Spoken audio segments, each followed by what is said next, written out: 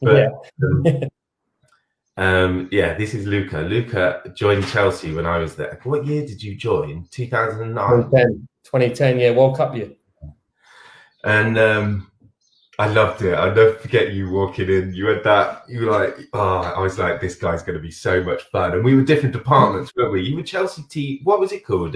Multi-digital media, yeah. Yeah, and it was part of that. You were in the Chelsea TV offices, weren't you? And I was just a bit in the media offices. Yeah, we were the outliers. Yeah, we were. But somehow we managed to wrangle it so that we were working on the socials together and things.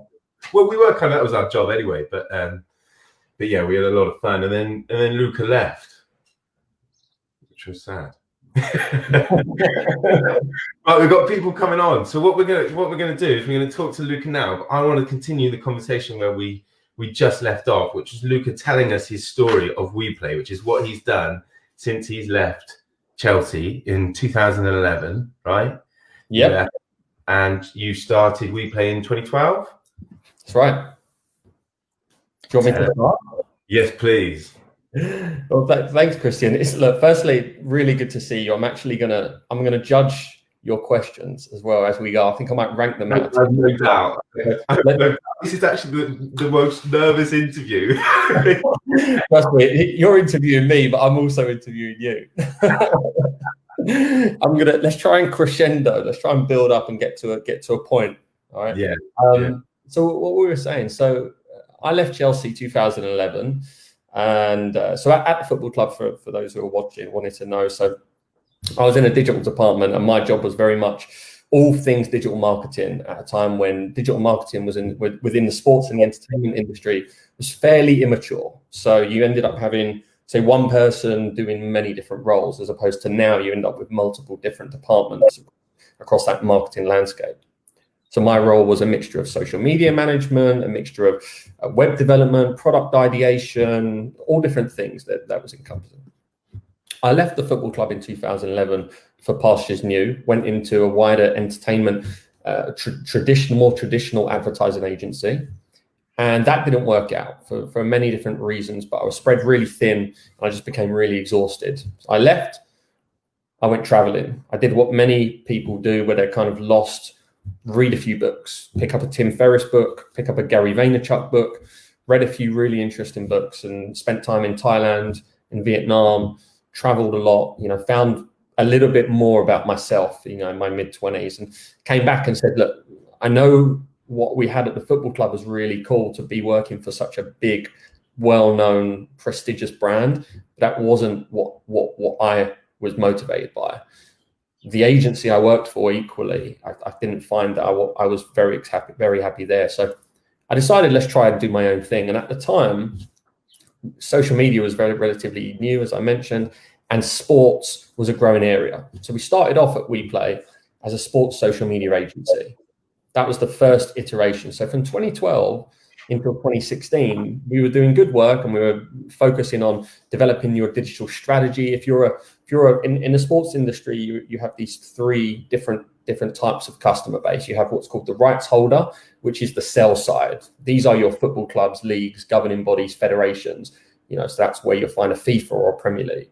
And then you have the buy side, which are the brands who want the sponsorship, or the broadcasters who want the rights to be able to broadcast those rights. And the agencies, they kind of sit in the middle and they work with different sides. So we were doing a lot of strategic work, a lot of content creation, and a lot of page and community management. Now, a lot of those services you might consider to be what some would call commoditized. It's the type of thing that you can do internally now. You see a lot of a lot of companies going in-house in things like that now, because those services, they're not driving business ROI. Mm-hmm. So we made this conscious shift in 2016 at the same time when the platforms, notably Facebook, reduced the organic reach, which organic reach is essentially the term given to being able to reach all of your audience without having to pay to reach them.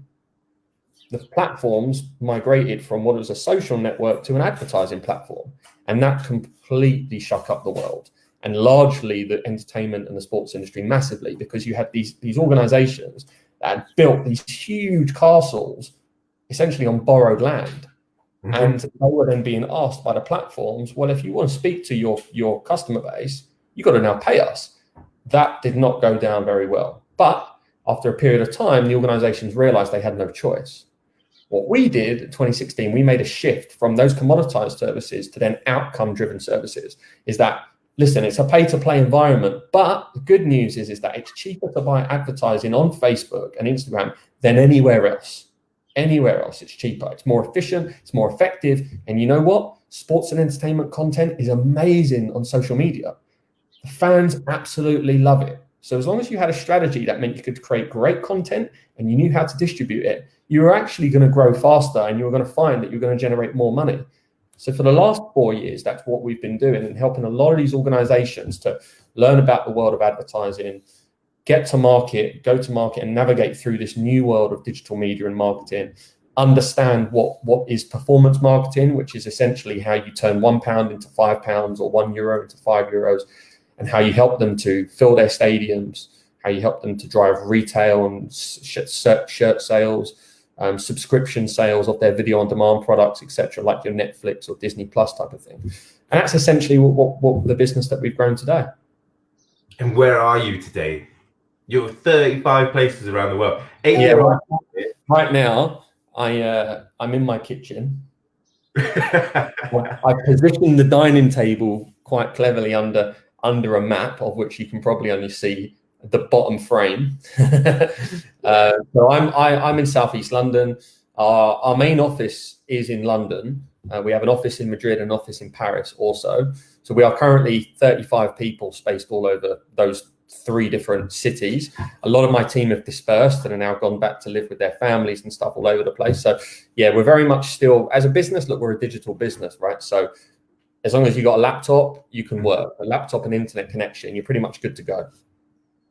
I just want to say before because with what you've said there, we can literally start diving into the crux of the Leaders Insight stuff, because there's so much to talk about how you reacted as WePlay. But just to say about social and what you do, I've always said, and it's we did a lot of it at Chelsea. We showed it at the time. There wasn't really that much happening, but social media and sport they're one and the same. So everybody else has to use social media to build brand loyalty, right? Mm-hmm. For sport, it's there. All you're doing is you're engaging an already hugely loyal audience, and you just got to give them something. You just got to provide them with content, and it's there. And it did change the game when they completely choked that organic reach. And now you need to spend in order to do it, but it doesn't actually make that much of an issue in the sport world, because it just means that you need to be a bit more creative in what you're asking them to do. Because once you've got in front of them again and you get them in that 2.5 seconds that you've got to get them, it's a lot easier to get them for starters in that 2.5 seconds than if you're just selling a shirt or something like that. And you get for me, it's much bigger ROI, because you are that you're going to hopefully turn them into loyal followers as well. But to jump on, so WePlay across 3 parts of the world, Madrid, Paris, London, 35 people. What was your, oh my God, we have a list of questions that we normally go through, sort of like a general feel. And the first one we always open is, what was your, oh my God moment? When did you first think, yeah, this is gonna change things? I'm going to rank that a 6. Yeah. I'm going to rank that a 6. So we'll build up. What was the oh my God moment? Well, so we work across a lot of different territories, right? So in February this year, we had meetings with a couple of different companies from China, right? They came over. And at that point, we were having conversations with them, and we were like, do we shake their hands? Do we let them in our offices? That type of thing, right? We're having basically, it's an Olympic year, and we're looking and we're speaking to lots of different companies about what we do and how we can help them globally.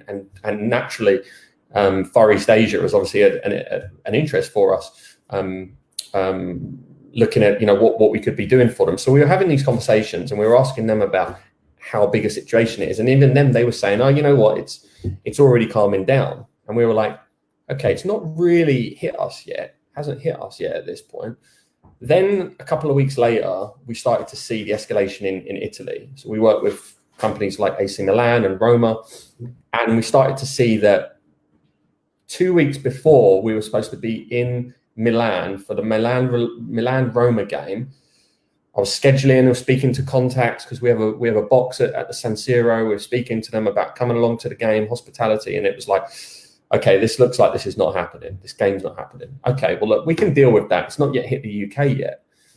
Then it was clients started getting in touch and saying everything's starting to be paused. And they would contact us and asking us about what are the clauses regarding potential termination of our contract and things like that. And then it was then mid-March that it really started to hit, where we started to have to speak to lawyers about, what they call a force majeure, which is unprecedented events that affect your contracts. And we were then discussing that.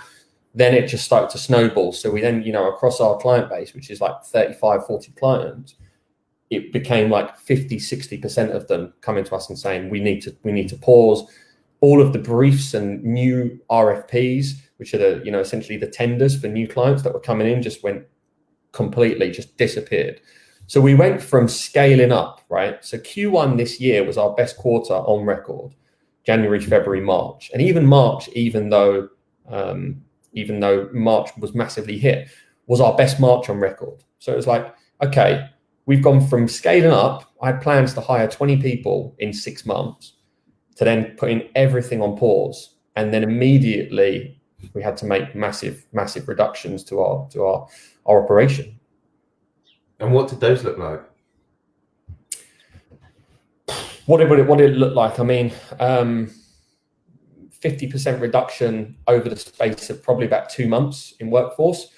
So, thankful for the government's furlough scheme. Without that, then we would have had to make a lot of redundancy. So I think we've got 16 people still on furlough at the moment. Mm-hmm. So we had to deplete right down. Looking at what was our new offering, right? Our new purpose. Our purpose as a business is to promote other businesses, and if they don't have anything to promote, then our purpose as a business is quite null and void. Mm-hmm. So it started off, it was like, okay, we had to go through phases. The first phase was very much to just understand the state of play, right? So you had to look at do we have enough cash flow in the bank for 3-6-9 is our usual planning perimeter, 3 months, 6 months, 9 months, but now we might be looking at 12, 18 months. So do we have enough cash flow for 18 months? That was the first thing. Second thing was then looking and saying, right, how do we make sure our people are well looked after? We've now moved from our offices and we're now working from home. So we had to get everyone who didn't have a laptop. We had to make sure everyone had a desk, had to make everyone had a working environment. Lots of people struggled with it because you have lots of people who are in flat shares, right? And they don't have, space. And they're immediately anxious about, they have 3 or 4 housemates who are all doing different things, some of which aren't taking it seriously enough. And they're coming to us and they're saying, I'm really anxious about what's going on here. But we got through that phase quite quickly, I think, and we looked after our people and we had to look after our clients at the same time. And then we started going into this, what you're calling now is this new normal, whatever you call it, this acceptance phase, recovery phase that we're quite a way through now. And that start of that was, okay, what is our new offering? And we knew that we needed a product for now. So there's a now, and there was a product for later. So there was a now for later. So what are we doing right now to actually generate revenue now? And what are we doing right now to actually make sure that we're in a strong place when this starts to turn? So we had to be able to wear those 2 different hats. Mm-hmm. Look at our entire client base. Those hats are very vast, right? You're looking at some clients, they look at this and they say, guys, we don't want to do anything. We just want to put it all on pause. We just don't want to do anything. We furloughed our entire workforce. Literally, we've gone from 200 to 20. We just don't want to do anything. Please, let's just pause. Others, they're saying, we want to accelerate right now, right? We see this opportunity to grow market share. All our competitors are stopped. People are online more than ever. People are consuming more content than ever. The cost to buy audience on Facebook and Google has plummeted 70%. So we're providing that information, and some are saying, let's go for it. Others are saying, guys, I've got no budget. So very much having to be able to work around this new environment. And, where we are now, what are we, mid-March, coming up to mid-June, what are we, almost 3 months now, working from home in this environment. So we are considered optimized right now, so this week we had our first digital event, a big event. We had 200 people watching live on GoToWebinar earlier in the week. We've released a couple of new marketing products, one of which is an intelligence report for the sport and entertainment industry. And all of these things that we know that people want information, they want the right information. We know that there's so much information out there, and how do you distill it? So we've done a really good job at doing that also. But the world that we emerge into is going to be very different to the one that we came in. Yeah, and those reports are fantastic, and we found ourselves in pretty much the same boat. We had capacity because we lost clients, who needed to pause their activities, and we said, fine, we totally understand you. Some that didn't have services that they could sell anymore, or some that literally weren't unable to do their work because of lockdown. So we adjusted. We had the capacity, and we just thought, let's get everybody talking and everybody offering their evolving strategies, because we turned IsoNation around the Monday after lockdown was announced. We went live, the website went live, and we went live with our channels. So the first few shows, everybody's just like, and the main thing that came out of it, which is where I'm getting to on my questions, is, which you've already touched on, is people. We need to get our people right. So how did you evolve in terms of your working environment? Did your comms activities change, your internal communications? Yeah, we've gone through this process, and we're actually a much tighter knit business than we've ever been, right?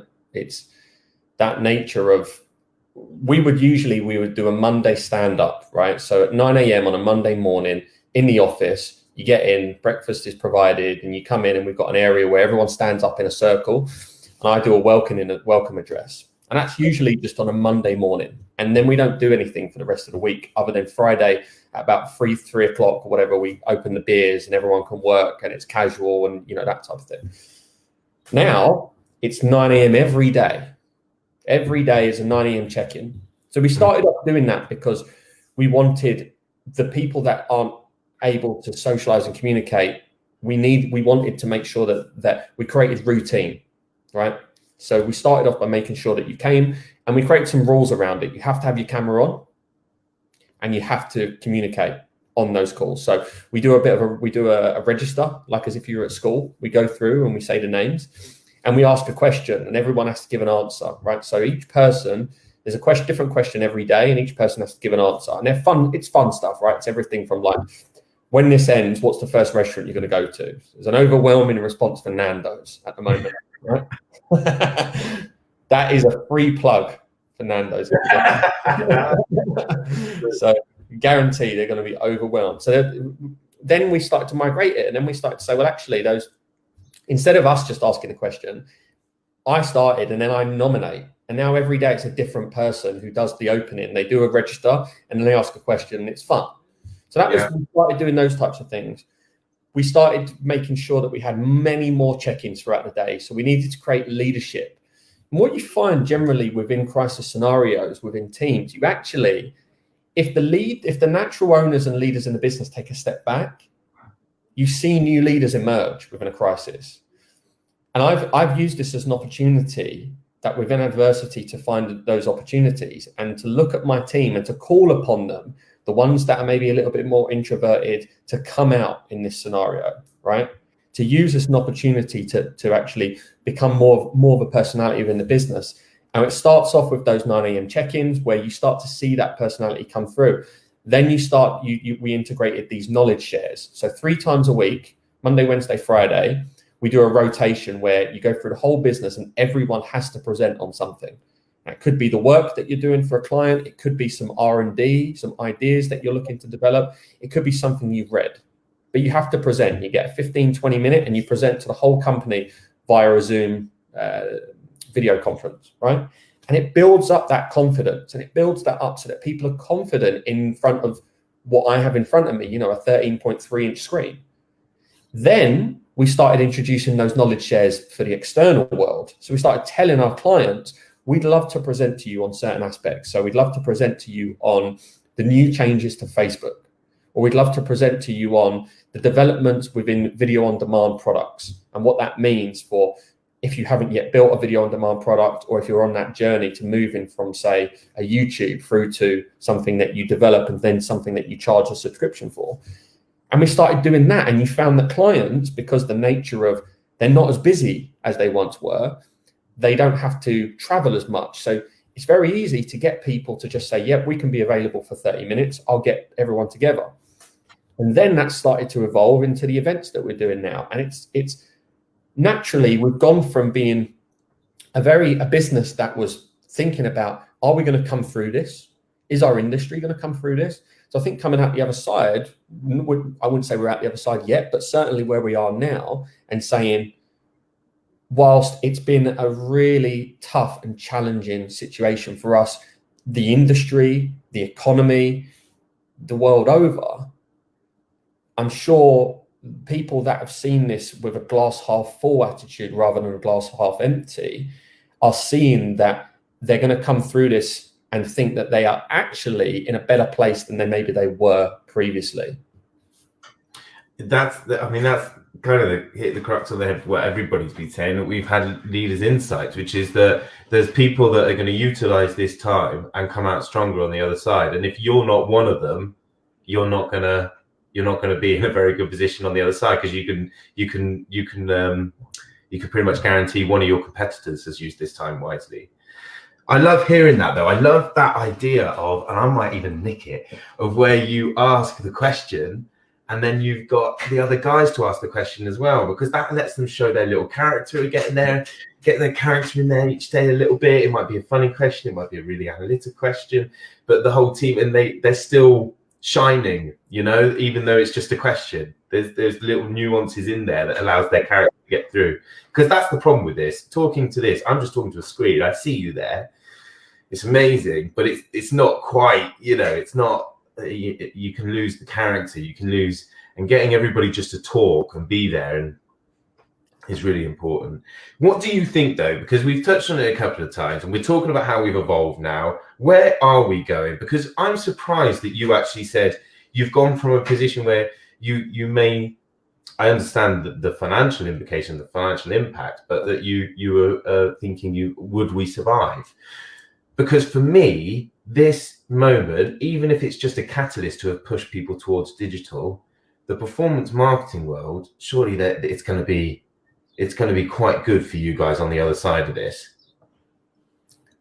Yeah, I mean, you have to look at where we were, though, right? Like, in the space of about 2 weeks, you have a 50% reduction in monthly revenue. Oh, yeah, no, I totally understand that now. But if we look just to the future, then I think there's two things. There's one about honesty, which we'll come on to later. But I think that certainly the digital marketing world and the spend side is going to be where everybody understands now, because you've had people that have dipped their toe in it since lockdown who never would have considered it before. And so we're going to have all of the small business owners who are going to be doing it themselves, as well as the guys who are already the experienced experts like yourselves, which ultimately is just going to drive up cost everywhere, isn't it? But it's still going to be the most effective, I think. And I think it's just going to grow that engagement piece more, because people are going to evolve into it more.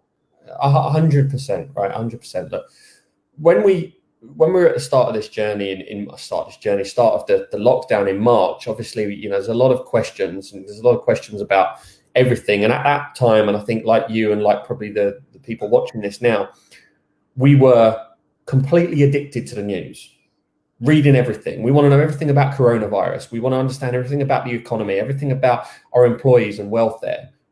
And now we've kind of gone through, and we're certainly on many different factors. We're certainly in a position where we're focused a little bit more on self, right? We're focusing on knowing that we're going to come through this, and we now have to think about in what does our situation look like personally, professionally, when we come through this, right?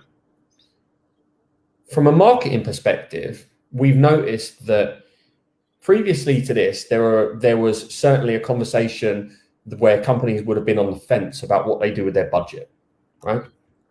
And in marketing, you generally have two different types of budget. You have a brand budget or you have a performance budget, right? So you have one budget, which is largely about building your brand. It's not driven by necessary ROI outcomes. It's more driven by awareness or sentiment.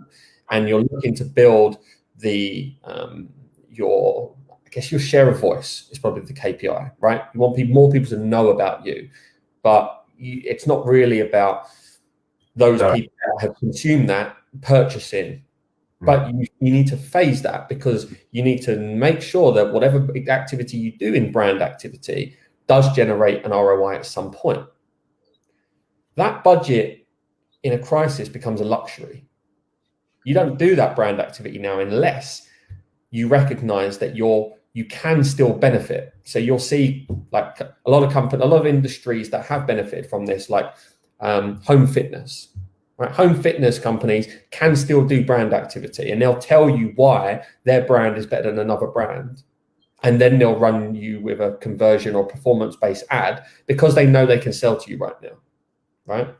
The same with the likes of a Sainsbury's or a Tesco. They can still run a brand campaign that says, we're here for you, because their sales are through the roof right now. But the companies that can't do that brand activity and have had their complete marketing budgets completely cut, they now have to look at, right, we now don't have the luxury of doing brand and performance. When we come back to market, we only can do performance because we have lost so much money over this period. We now have to focus on what is likely to generate the ROI fastest. And that's where you start to see and you say, right, it's then about, firstly, when everyone goes back to market, everyone's going to come back to market at a very similar time. And some people are waiting and seeing when will that happen. Others are starting to move that. So give an example. The government announced that on the 4th of July, some venues in the leisure sector can reopen their doors, right? So you're seeing that might be cinemas, bowling, things like that, going to reopen. Mm-hmm. And for the companies, they're now looking and saying, do we wait or do we put a plan in place? Do we do a big campaign to say, we are open, we are safe, but you've been locked away for a long time and you miss your families. We're giving you opportunity to come together in a safe environment. You've got to be careful that you're not tone deaf and you don't just say, here it's beers and ping pong, right? It's people are going to be questioning a lot of what they see with them, a lot of what they spend their money on. But most importantly, people are going to want to know that everything's safe. It's told in a very clear way. So that's critical about when we do get back to market. We've got to think about the story we tell, because we've gone through something that's completely changed the way people look at businesses. And it's going to mean that when consumers come back to market, they're going to be very tentative about everything, particularly a luxury like entertainment. Mm-hmm. But what's going to happen is you're going to find that companies come back to market at a very similar time. What's that going to do is going to mean that the price to then speak to those audiences is going to skyrocket very quickly. You're going to see right now it's very cheap to speak to audiences online. So if you were looking and saying, we're going to come back at some point, we don't know when, but right now it's cheaper, probably about 60 to 70% cheaper than it will be. So if you're looking at that and thinking, I've got to build my audience now, I've got to get them close to me now, I've got to get them on my database so I can communicate with them through my email marketing later at a cheaper cost. Because eventually when everyone say doors are open, pubs are open, everything's open, everyone's going to go to market with ad campaigns and you're going to get lost. It's going to be very expensive. It's going to be very noisy. Mm-hmm. The critical thing there is they're making sure you have a very clear strategy. So in our world, in our world, a lot of what I've just said is very much about our world, is making sure our clients, they have a strategy. They have a strategy and it phases about how we're going to, firstly, we need to communicate that, firstly, we're still here. You have to communicate that in a very clear way, but we don't have anything to offer you right now. So we're going to sell you anything, but we're going to try and give you value add content, things that you can sign up for that can help you. And eventually we're going to have to start rolling that to a performance message where we want those people to know that we are coming back to market, but we want you to be first. We want those people who have stayed with us through this period to be rewarded. and we want those people to be looked after. So we're going to be giving those customers, those first ones, those discounts, those rewards, etc., that make them feel like this is good value for money. This is a company I want to buy into. What you say there is, I mean, I just want to pull that back a bit to say about the approach in how we get that tone right. Because I mentioned the word honesty earlier. For me, it's already been brewing this way anyway. This is the age of fake news that's been brewing this. And I think that you're going to see on the outside of this, and we saw this post-World War as well, that it's honesty. People just play on the honesty. They don't need to hide anything. Everybody's got this community spirit. We all feel like we've overcome something. And the brands that have an honest story to tell will tell their story in the most honest way, because that's the new currency. And it's gonna sort the wheat from the chaff in a way. It's certainly going to make some it's going to cause a new atmosphere out there, because some companies can't be honest. It's just not. If they try to be honest, and if I'm talking about raw honesty here, that some people might go forward with, because we're coming into an age. I mean, we've got to talk about the world that we're coming into. Nobody talked about climate change since the that hasn't gone away. I'm sure it's had a pretty positive effect. The world's lockdown, or the West's lockdown, has had a pretty positive. Europe's lockdown has had a pretty positive effect on global warming, and the lack of flights has obviously had a positive effect. But it's still going to be there when we come out of this. And this has just made what was the next 10 years already being the most turbulent 10 years of probably humankind's history to be even more turbulent, because now we've all of these parameters to go up and face against. And I think people are going to be taking that into consideration. That honesty piece is going to really shine through.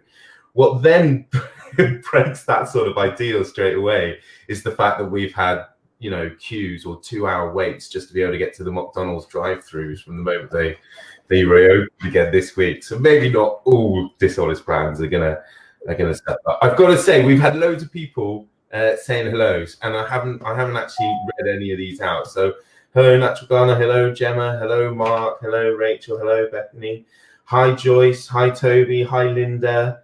Linda said, "Thank you, Luca, for being so candid about the challenges you have faced." So there you go. Such good advice, tips. Couldn't agree more. Communicating now is crucial and good value.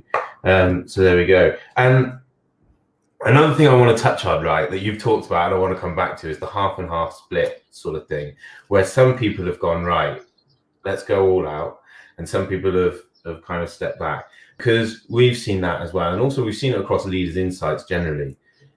Some people out there have never been so busy. Depends on what their offering is, essentially. Whereas some people have never been, have obviously just seen their activities fall off at the edge of a cliff. The haulage industry is one of the best pictures I've seen of that, where apparently, or with previous weeks, probably not now, 50% of the country's lorries were at a standstill, and the other 50% were all busier than they'd ever been. They were having, issues with keeping the mechanics in play and things like that, or maintenance issues, because they were getting more wear than they would normally have. And that's 50-50 split. I don't know if what do you think about that? Is that something that's going to have an effect now? So how do you overcome that for the people that haven't got anything to sell again yet? I can certainly speak at detail of the industry that we're in, right? So obviously we're in the sports and entertainment industry, and I'm not one of the people. I don't like to comment on things that I don't know a lot about. So I'll speak about our industry specifically. So sport and entertainment is a luxury. It's a luxury, but it's an emotional purchase. And at a time where we've been driven by really only rational purchases for the last 3 months, right? People are certainly looking at that, what they do for that, the entertainment time that they've lost, and that is precious time that we usually spend with our family and our friends that we've lost. And you found that obviously people have spent that time, on Netflix or Disney Plus or video game and things like that, just to get that release from the poor leadership that we're seeing at government level, or the awful things we're seeing in the US. People look at sport and entertainment as certainly something that they can see that just gives them a bit of release.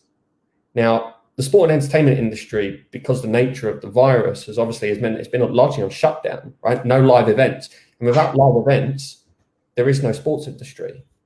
And without being able to go to a bowling alley or a cinema or to a theatre concert or to a music gig, there's no entertainment industry, and that has really made an impact on society at scale. And I think we've started to think about how important sport and entertainment is, not just for physical health, but also for mental health and what it does, right?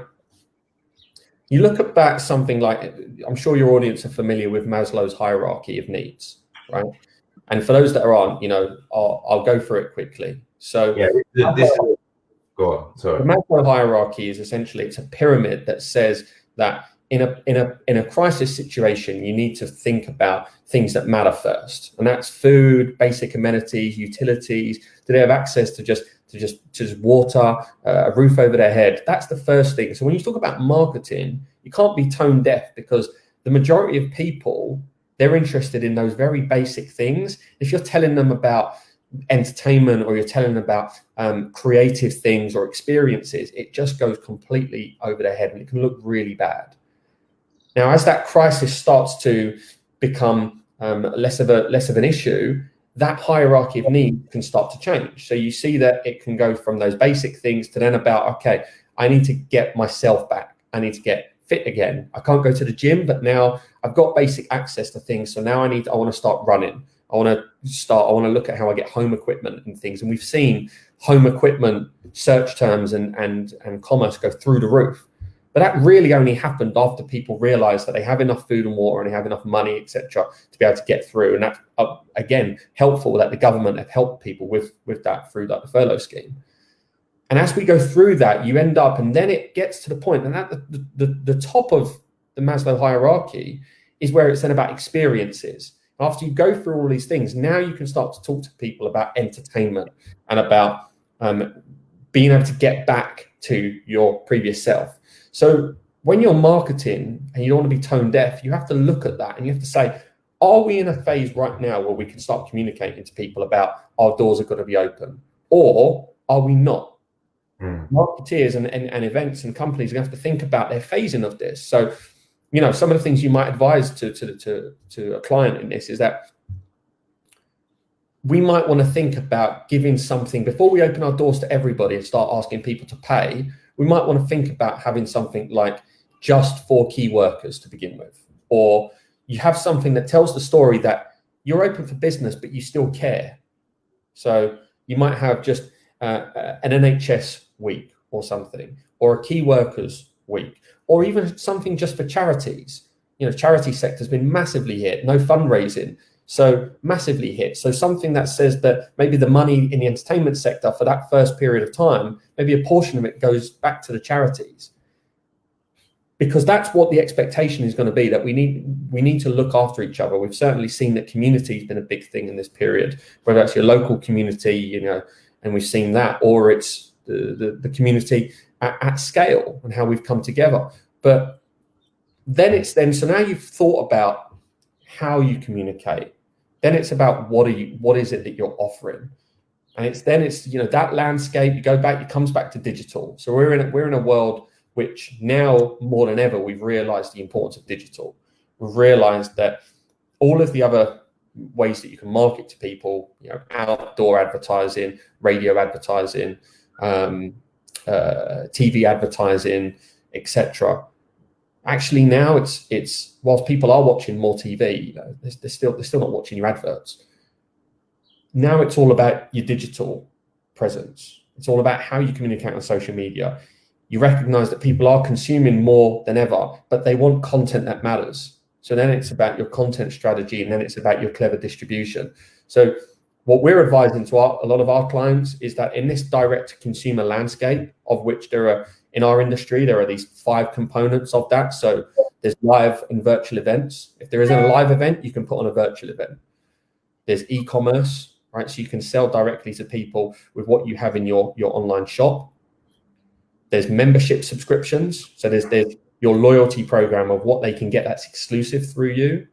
There's video on demand content. that content that you create. And we've seen things like the ESPN Netflix documentary, The Last Dance on Michael Jordan, just explode. And such as that ESPN then released the one on Lance Armstrong just a couple of weeks ago as well. And then the final thing is all about your audience development, right? Is how you just build your community so that you can monetize that later with maybe brand partnerships of companies that want access to your community.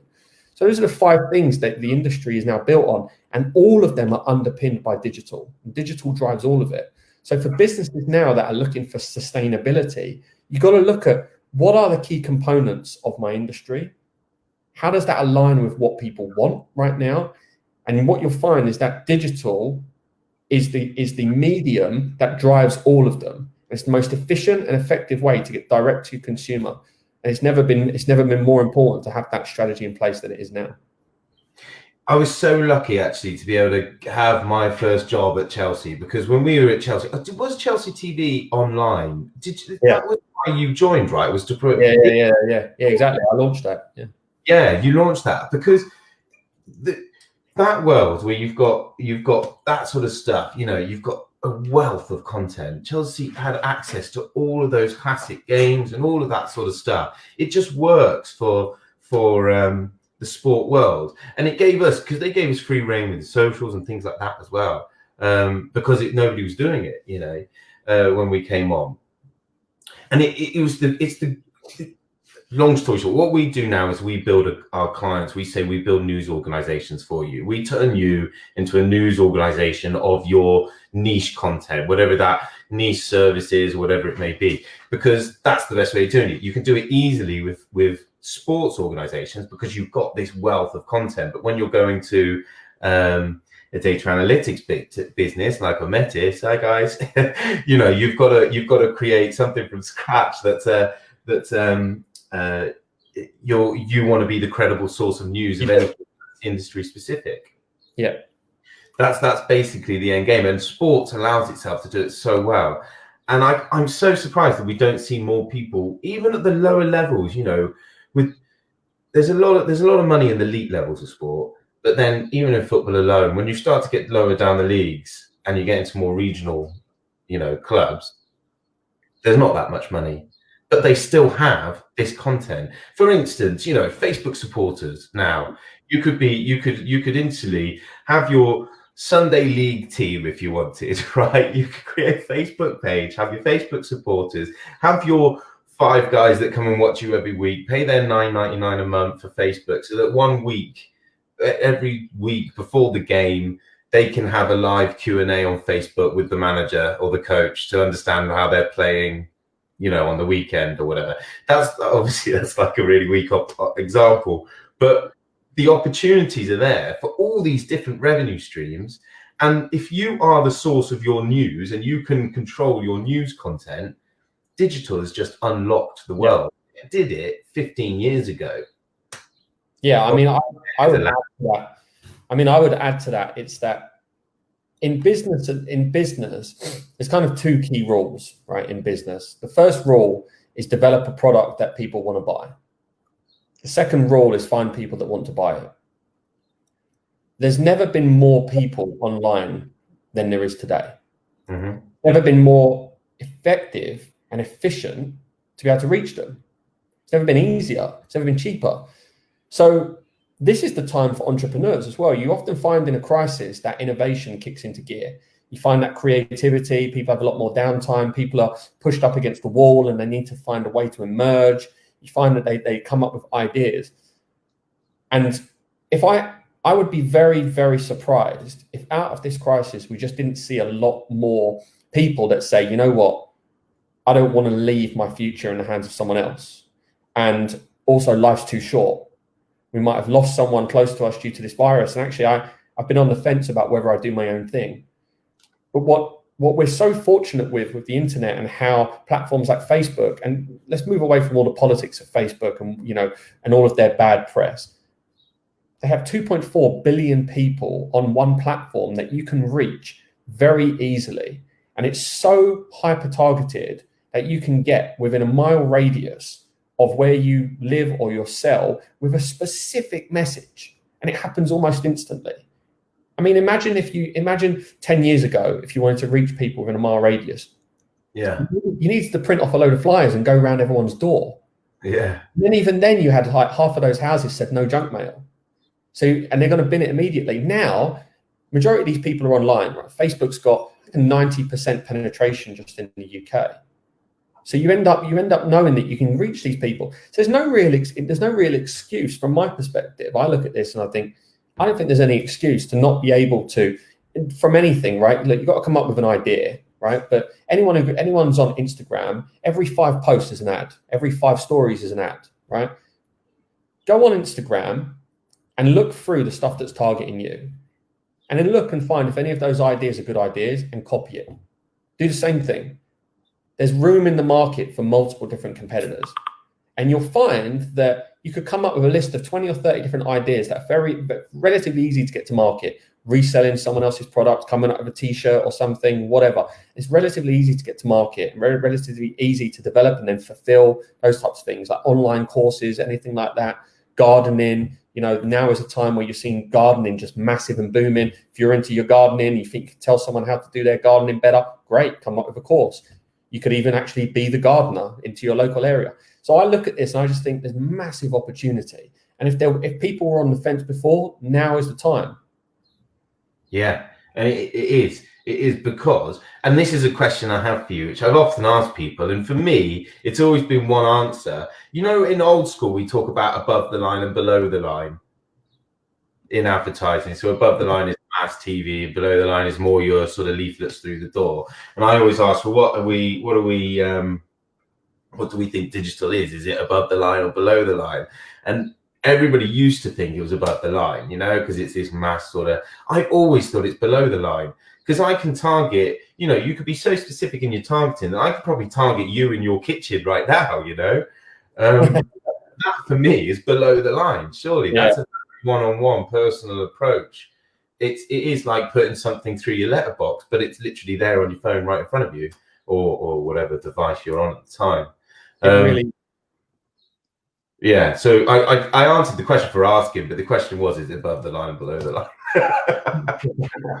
I think you answered the question. Yeah, I answered the question. I've got so many notes written down here for new questions as well. I've got one that is an interesting one, which is everybody's touched on previously, and it's probably like, it's not specific to your industry, it's to you as a leader again. How have you thought about mental health for the team as you've gone along? Have you changed in way you are delivering targets or anything like that? How have you done the motivational piece and keeping them in your culture, if you like? As well? I mean, look, mental health has been something that we didn't need coronavirus to be talking about mental health. Like, we've been big on mental health for the last 8 years. You don't find many entrepreneurs that haven't struggled with mental health. You find a lot of entrepreneurs that aren't authentic to themselves, and they don't face the vulnerabilities publicly. Me, myself, I've gone on that journey, and I've spoken publicly to audiences, and I speak to my team regularly about my personal struggles, giving them that freedom to know it's okay to not be okay. And for us, this period has only strengthened that. So we do a lot of, we're very honest as a business, right? We don't hide behind any egos. But we've also done a lot of things like, we have yoga sessions once a week. Every Wednesday morning, we have a yoga session that you can tune into. It's a virtual one that someone delivers it. You can tune into that. We have a weekly wellness. So we had the last one last week was great. So we have a wellness company that just gets everyone on board, and he starts off by just telling us to breathe, does a breathing exercise, and then just tells us to do gives us some questions where we do some like mindfulness about 3 things that you're really grateful for, 3 things about yourself that you love, 3 things about yourself that you don't like, and then go through these things to just be able to come up with just a bit more of a brainstorm about yourself, and being able to get that information out your head, right? Because often what mental health is caused by is just this voice in your head, and it's usually because we're so overly critical of ourselves. And what you need to do is just need to get that information out. Once that information leaves your head and it goes down onto paper or it goes onto your phone, however you make your notes, and often in a normal world, we're telling it to people. Once you get that information out, you find that you're clear. So for us, it's just about communicating. It's about giving people that freedom to be able to communicate and that freedom to then exercise and do the things that help them. And it's not a lot that's changed for us in this period, because I'm very, as a business owner, I care deeply about my team individually and making sure that I don't set them like targets and projects and stuff without knowing that they're okay to deliver on this. And if not, don't worry. There's always someone else who can pick this up if it's not right for you. And it's just about that over communication. And because I wasn't saying like obviously now mental health has come to the fore for you. I understand you've been a very forefront, and I think the creative industry as a whole has been at the forefront of that mental health piece. But it's a big difference, isn't it, when we're all working from home and we don't have that. We can't talk across the desk. We can't talk across the desk. It's getting a bit dark. You put the light on, and then she put it on, and then it's just too much. So we'll stick with. But yeah, you don't have those, those little bits like just getting stuff off your chest when you sat at a desk and there's somebody next to you and you're like, oh, this happened last night and whatever. You haven't got that at the moment. So it's good to hear that you're doing the were you doing the weekly wellness stuff already anyway? So now you've just digitized it. No, we weren't doing that. We were doing a lot of different types of mental health things before. We had a company, and I'll give a little promo to them. They're called Sanctus. And Sanctus is a fantastic organization, and essentially what they do is they help businesses they have a database and a directory of great. That's the fridge. Thank you.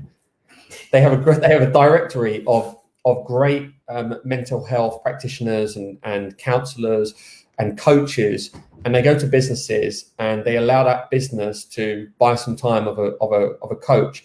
So we signed up to them for a year.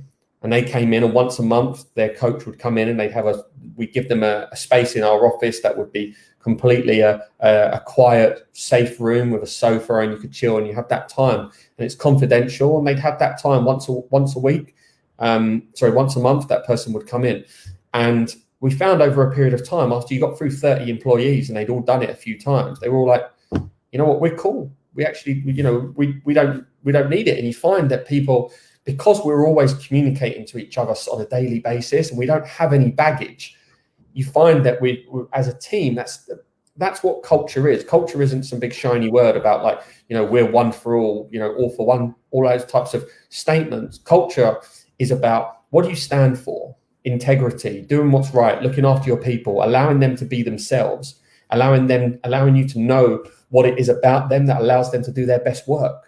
Because that's what we have to do. We have to provide a platform for people to be able to do their best work. And you don't get the best work out of people unless you allow people to be their best selves.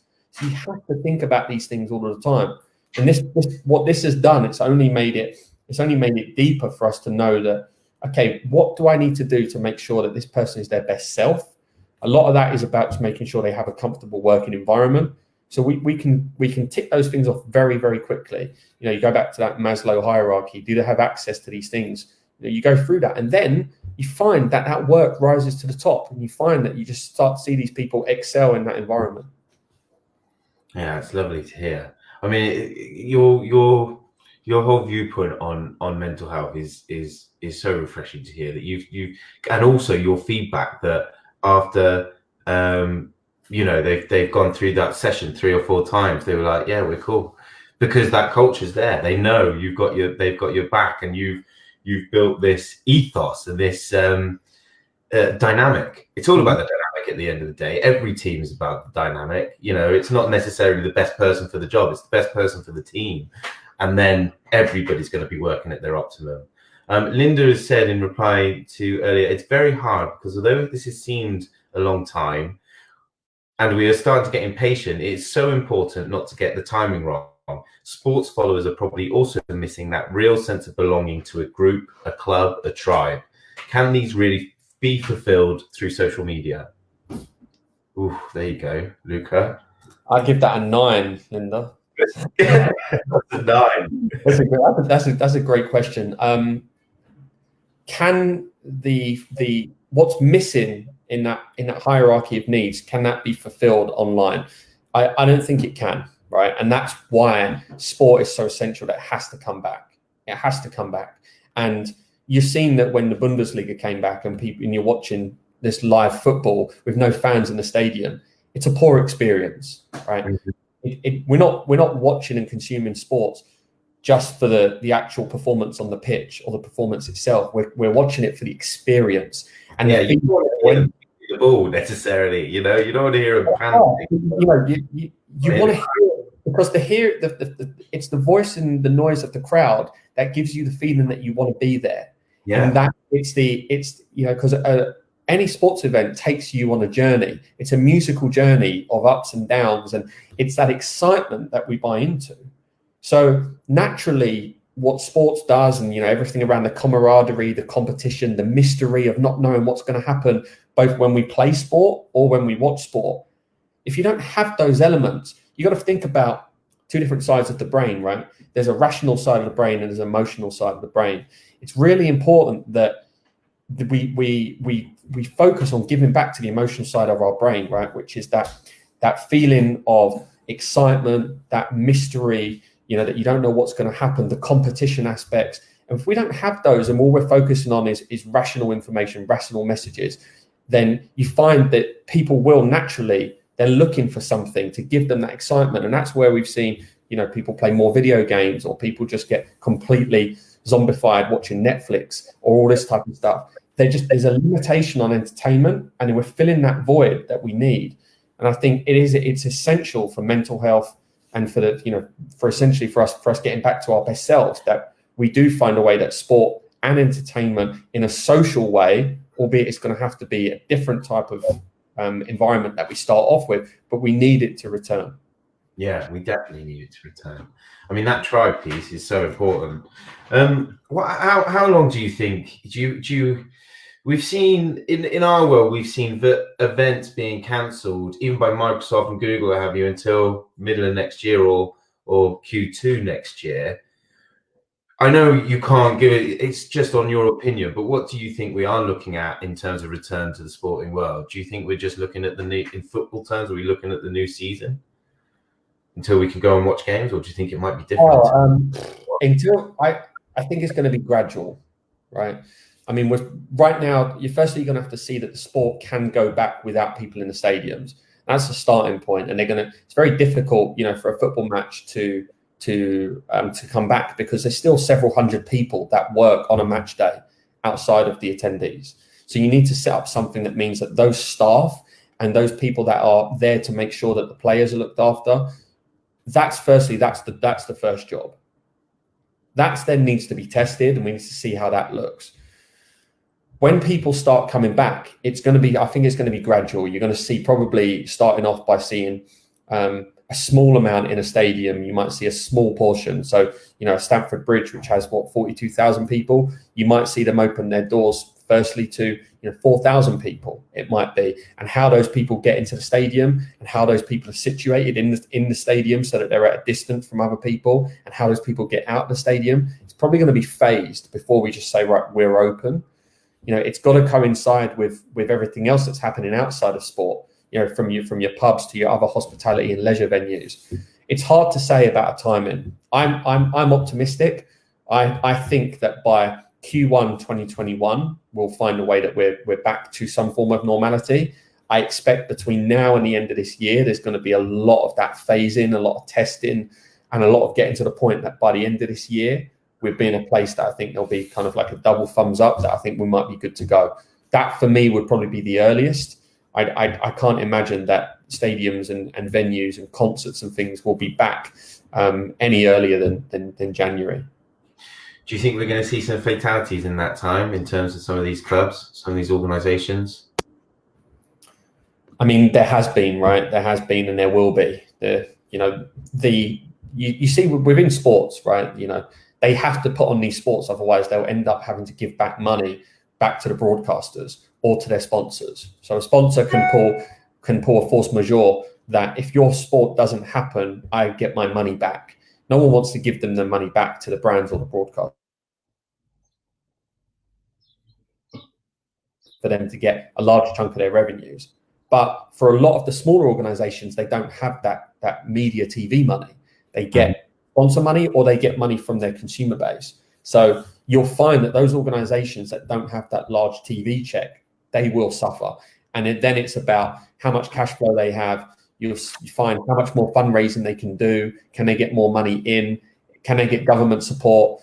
That's where charities are so key, because charities, they fuel a lot of the grassroots sports. You know, the likes of, say, what Sport England does and how Sport England provides its money to a wealth of organizations. It's difficult. You know, we are on a time here of making sure that we get back, because there will be, like you said, there will be sports organizations, they will become casualties.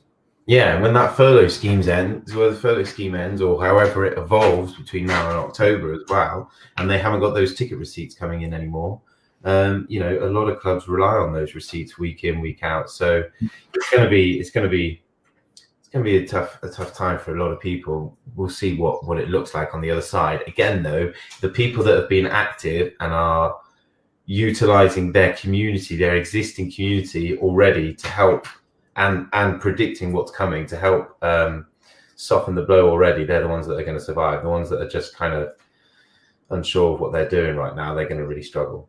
Yeah. Luca, I'm fully aware it's 5 o'clock, mate. I've kept you for an hour already.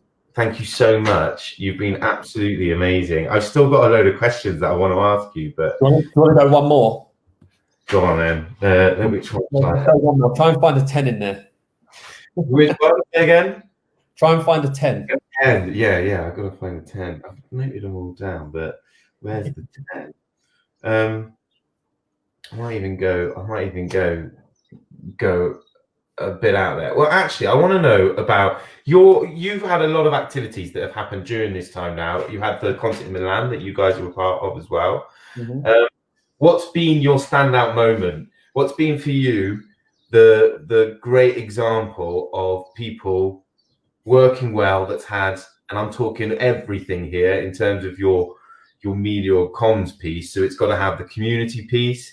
It's got to have brought some cash in to help with the time. It's got to have got that engagement piece in it as well. And it's got to have got a positive message out there. I think that might be a winner there, Christian. That might be a 10. You've got to give me a 10 of an answer now. Okay. I'll give 2 client examples, right? So I'll give a virtual one and I'll give a live one. So you mentioned the Rock Nation AC Milan partnership for the From Milan with Love concert that we helped promote. So Rock Nation partnered with AC Milan. So Rock Nation is the events organization and entertainment company owned by Jay-Z. Most people would be familiar with that. Lots of artists on their books, like Alicia Keys. They did a concert in partnership with AC Milan to give back to essentially the community of Milan, which was really the epicenter. The Lombardy region was the epicenter of the virus for a long period of time. And that generated 650,000 euros for charity, from people actually giving money whilst watching that concert live. That was on Facebook, it was on YouTube, and it was on their official app. So that's one example of how sports and entertainment can come together. You can create all of those performers. They performed at home. So you had people like Robin Thicke playing his piano at home, Alicia Keys playing her piano at home. That was just a great example of a virtual event that can be done to a sports and entertainment audience. They come together to give back to the people, to just raise money through donations. That was one example that we're really proud of. The second, we've not had much of an impact on, but it's one of our clients, and it's had an impact on some of the work we're doing with them. It's a company called the UFC, it's the Ultimate Fighting Championship. And we've seen what their president and CEO has done, Dana White, to bring the UFC back in America. So they started off and they had 3 events in the space of a week within Florida. And if you go onto the UFC's YouTube channel, you scroll back a bit now, you'll find the week before their first event, it's about a month ago now. They have a content series called UFC Embedded, and it's just a great storytelling documentary piece of daily short videos that showed them how they're getting their event live. It was just fantastic. Like the episodes where they show you, right, we need to get all of our equipment from Vegas to Florida. Here's how everybody's in masks. Here's how they interviewed all of the different people responsible for the production and the fulfillment of a live event. It was just a fantastic showcase. The event itself was flawless, right? No people in the arena, but you got these fantastic fights. That led to 2 more fights over the next week, and that led to another fight that happened several weeks later. It was just a great example of an organization saying, despite what the government has said, it said no live sport can happen, they took it upon themselves to go to the government with a plan. The government then signed it off. They then had to find a state that would put it on. They then spoke to a load of different states, and Florida state said, we'll do it. They had to then put this all in practice and there was so many different media organizations that were saying, this is not a good idea. This is bad for business. This is bad for the community. And it was fantastic. And they then had this blueprint to then show to the rest of the sports world, this is how you can bring your sports back. So we work with the UFC on one of their products called UFC Fight Pass. And it was just fantastic for to be able to see different organizations that are working really hard to bring sports and entertainment back to the people. Yeah, and being proactive like that as well. And I love the fact that you said they filmed the whole process around it as well, because they've just got double the amount of content as well. Just keeping people engaged. You've got all that stuff going on. Lovely answer, 10 of an answer. I'll give you that. Well, thank you so much. We're going to have to do this again. If I can ever get another chunk out of your diary, we'll have to do this again in the weeks to come, as we can see what this landscape looks like and how everybody's evolving as we come out of lockdown and into the new normal. But thank you so much. Can we get some love hearts for Luca, anybody that's there, for giving his time up and dedicating his time? I haven't actually asked for shares or anything like that, like I would normally do, because I didn't want to interrupt the man. And I think, to be honest, the content today is warranted its own shares, so I don't even need to do these little plugs. So thank you so much, Luca. I don't know if there's any words of wisdom you'd like to wrap up with before we go. It's all about attitude. I mean, it's difficult to have a positive mindset when things are difficult. And I know people at different degrees across the country have been facing this in different ways, and it's difficult. But ultimately, it's about attitude, and apply a can-do attitude. Glass is half full. These are unique times, and you've heard the word unprecedented probably a million times, but unprecedented times. But as they say, within adversity comes opportunity. So I'd like people who are watching this to maybe take some of the information I've said and trying to find a way that maybe that they can come out of this in a better place than they went into it. Yeah, amazing. And that is, we find our true selves in the face of adversity as well. So hopefully people taking your advice today will be able to capitalize on their passions and never work another day in their lives. Good luck. Fingers crossed for you. Thank you so much. I'm gonna end broadcast now. So thank you, everybody. Thank you for your comments. Thank you for your likes and shares. And thanks again, Luca. You've been absolutely amazing. Thank you. Pleasure.